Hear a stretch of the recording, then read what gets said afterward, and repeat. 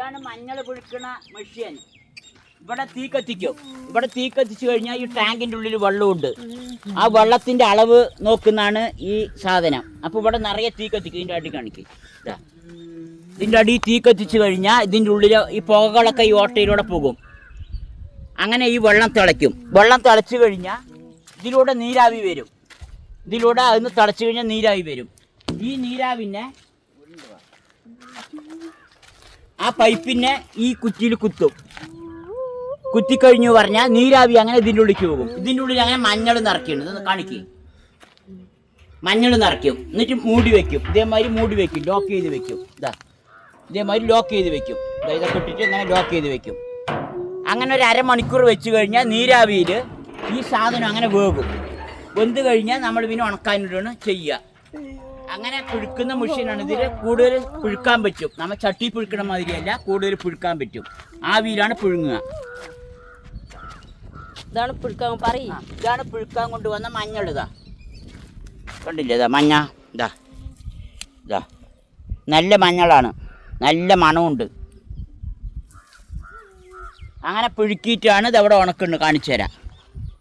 അങ്ങനെ പുഴുങ്ങിയ മഞ്ഞളിനെ ഇതാ ഇങ്ങനെ കൊണ്ട് ഉണക്കും. ഉണക്കിക്കഴിഞ്ഞാൽ അത് ഇതാ ഇങ്ങനെ ഒരു വാടി മാതിരി ഈ കളറിലാവും. ആ ചുവപ്പ് കളർ വെച്ച് മഞ്ഞ കളറിൽ ഈ ലെവലിൽ കിട്ടും. പിന്നെ ഇതൊക്കെ പുഴുങ്ങിയിട്ടതാണ്. ഇതിന് പരത്തും. പരത്തി കഴിഞ്ഞ ശേഷം ഇതങ്ങനെ ഇങ്ങനെയാവുക ഈ ലെവലിൽ.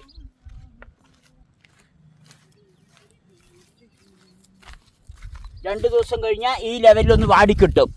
പിന്നെ അത് കഴിഞ്ഞാൽ ഇതേമാതിരി ഉണങ്ങും. ഇത് പിന്നെയും ദിവസങ്ങളിലായതാണ്. ഇത് വാടും. ഇത് കണ്ടില്ലേ, ഈ ലെവലിലേക്ക് കുറയും. ഇങ്ങനെ റബ്ബർ മാതിരി ഇങ്ങനെ അങ്ങോട്ടും ഇങ്ങോട്ടും വലിയാൻ തുടങ്ങും. ഇനി അത് ഫുള്ള് ഉണങ്ങിയത് കാണിച്ചു തരാം. ഉണങ്ങിയത് അവിടെയുണ്ട്.